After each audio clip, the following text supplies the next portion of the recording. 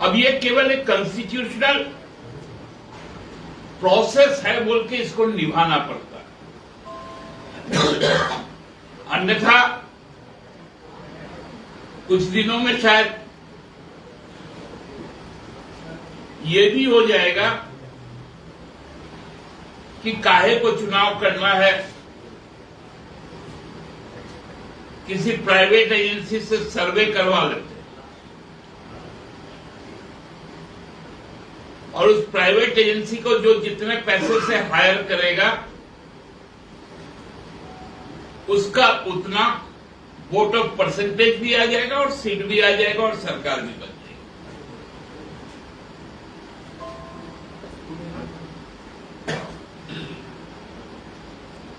आदिवासियों को केवल और केवल खिलौना बनाना, यहां देख रहे किस प्रकार से चीजें सामने आई। गुजरात में पिछले 5 वर्षों में दलितों के साथ और आदिवासियों के साथ जिस प्रकार से दुर्व्यवहार किया गया वो सबके सामने, चाहे वो बनासकांठा का हो,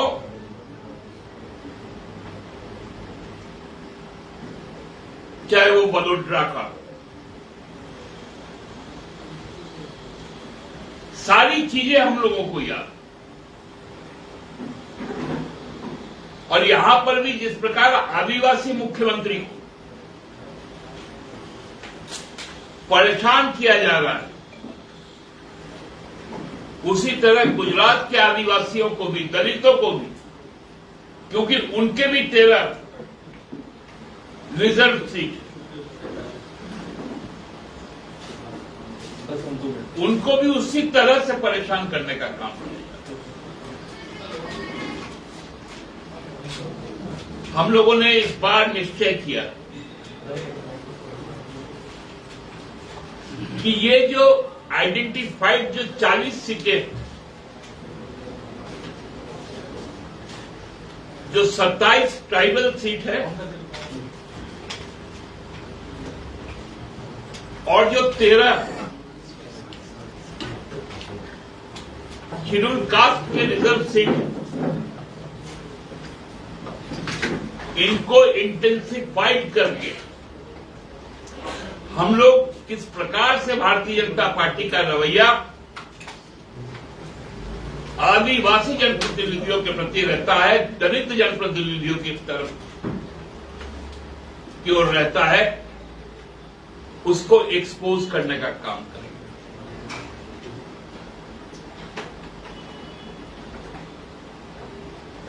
28 तारीख को पिछले महीने यह तय हुई थी कि माननीय मुख्यमंत्री छत्तीसगढ़ जाएंगे आदिवासी महोत्सव में। उसके बावजूद ईडी के द्वारा एक समन आज के तिथि की घोषणा।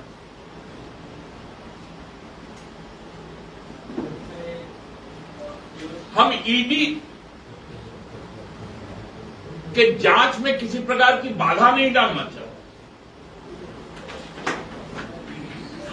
आज माननीय मुख्यमंत्री ने कहा है कि हमको सम्मान क्यों करते थे, हमारी गलती है तो गिरफ्तार करो। मुख्यमंत्री का दायित्व, मुख्यमंत्री इस राज्य के प्रति उत्तरदायी है। उनका एक एक दिन, एक एक घंटा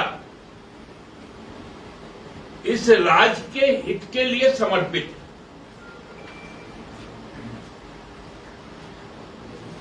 उनसे बगैर उनका शेड्यूल जानकर इस तरह से एक नैरेटिव सेट करना, यह हमको लगता है अत्यंत दुखद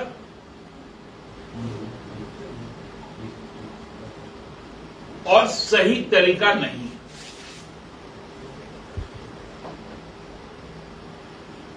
भारतीय जनता पार्टी के बड़ा ईमानदार नेता है, उनका नाम है बाबूलाल मरांडी। तो जो कपड़ा भी पहनते हैं वो इतने ईमानदार है किसी से मांग के ही पहनते हैं।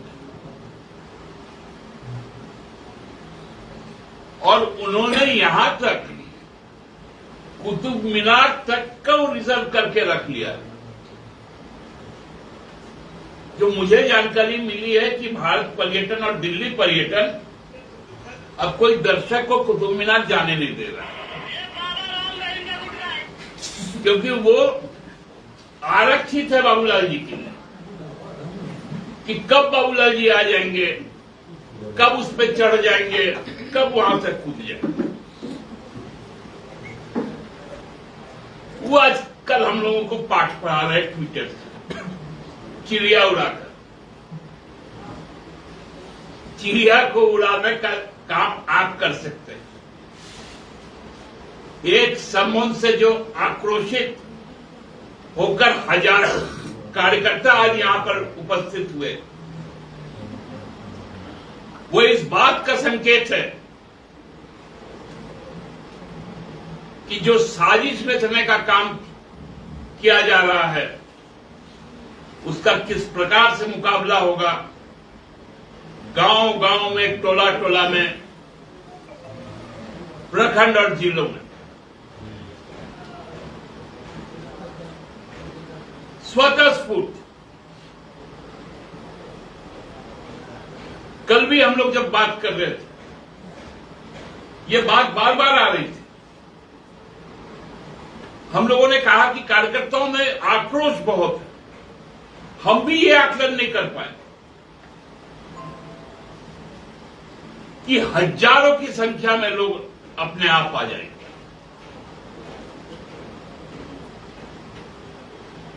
आनंद फनान में यदि पार्टी का कोई आधिकारिक कार्यक्रम होता तो स्टेज बनता, माइक की व्यवस्था की जाती, लेकिन आनंद फानन में टेम्पो पर हम लोगों को साउंड सिस्टम लगवाना पड़ा। आधे घंटे के अंदर किसी तरह टेबल खड़ा करके एक स्टेज बनाना पड़ा, क्योंकि कार्यकर्ताओं में आक्रोश था। वो अपने नेता को सुनना चाहते थे, नेता से मिलना चाहते थे कि आखिर हम लोगों ने गलती क्या की कि 40 साल लड़ने के बाद, 20 साल के बाद जब हमें पहचान मिलने की बात आई, जब खतियान की बात आई, जब ओबीसी को 27% की बात आई, जब ओल्ड पेंशन स्कीम लागू हुआ, सर्वजन पेंशन स्कीम लागू हुआ, बच्चियों के ट्रैफिक रोकने के लिए उनके खातों में 40,000 रुपए देकर सावित्रीबाई फुले के नाम पर उन पर योजनाएं चलाई गई। जो कुरीति थी हरिया दारू की परंपरा की, उसको रोकने के लिए फूलो जानो आशीर्वाद योजना चालू किए गए। युवाओं को विदेशों में भेजा जाने लगा पढ़ाई के लिए, सीधी नौकरियां दी जाने लगी खिलाड़ियों को, जेपीएससी एसएससी से लोगों को नौकरियां दी जाने लगी। 32 साल के बाद कृषि विभाग में नौकरियां दी गई सीधे तौर पर। हमारे पुलिसकर्मी भाइयों को सीपीएल का लाभ दिया गया। इतना बड़ा गलती हम लोग कर बैठे। कि इनको बर्दाश्त नहीं हो पा रहा है। यही कार्यकर्ताओं में क्षोभ था, यही आक्रोश था जो आप लोगों ने आज देखा। और हम कह रहे हैं आपको बार बार कि हमें छेड़ो मत, हमें छेड़ोगे तो हम छोड़ेंगे नहीं। आपने तो आज अंगड़ाई देखी है, लड़ाई तो आपको देखनी बाकी, जो निर्णायक लड़ाई 2024 में लड़ी जाएगी, कि जिसके बाद आप इस राज्य में कहीं के भी नहीं रहोगे। भारतीय जनता पार्टी का एक एक जनप्रतिनिधि,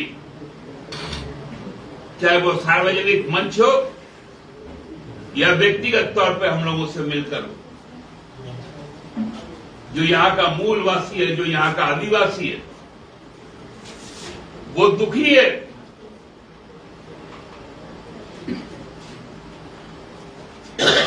क्योंकि भारतीय जनता पार्टी के जो मनुवादी सोच वाले लोग हैं, वो लोग इस राज्य सरकार को अस्थिर करना चाहते हैं। इसलिए आज मुख्यमंत्री जी ने भी कहा, और हम लोग भी इस प्रण को दोहराते हैं, कि गुजरात का 27 सीट और 13 सीट, ये 40 सीट में हम भाजपा के असली चरित्र को, जो कहते थे ना, चाल, चरित्र और चेहरा, उसको उजागर करने का काम है। भाजपा का चाल, भाजपा का चरित्र और भाजपा का चेहरा, ये हम लोगों ने आज गुजरात चुनाव के बाद इस बात को कंसीव भी किया और ऑब्जर्व भी किया कि अब हमारा ये दायित्व बनता है कि हम इस बात को करें। आज इतना ही आप लोग से कहना था। कोई यदि सवाल आपके हैं? दादा, क्या ईडी के समन के जवाब में मुख्यमंत्री ने 3 हफ्ते का टाइम मांगा है?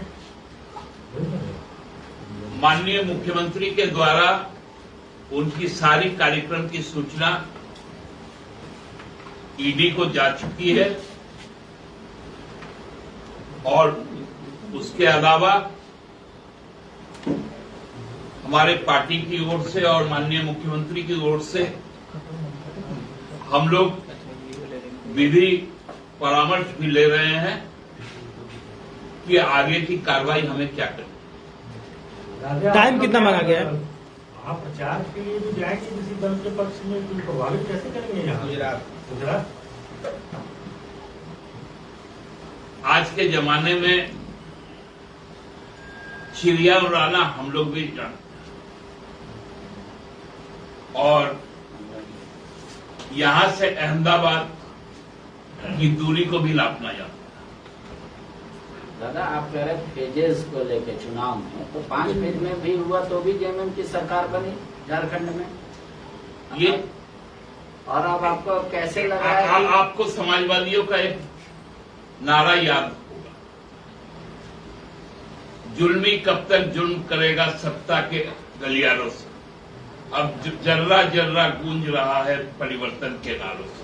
वो हमारा फेज था 2019, और वो फेज फिर आने वाला है।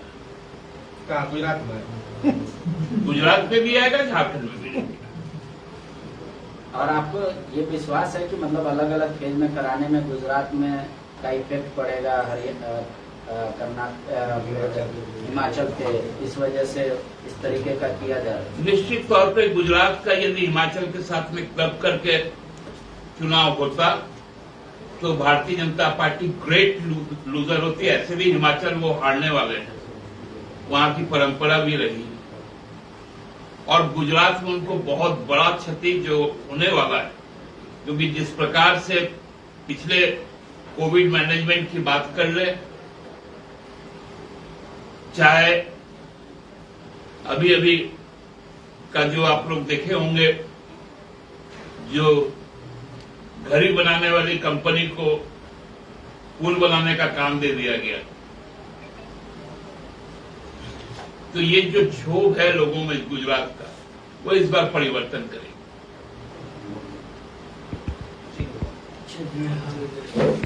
मतलब 5 में जो तमाम जिला मुख्यालय में जो कार्यक्रम रखा है, इसमें महागठबंधन के साथी भी हैं, उसको लेकर यहाँ क्या तैयारी है, क्या निर्देश है कार्यकर्ताओं को, कितनी संख्या होगी यहाँ?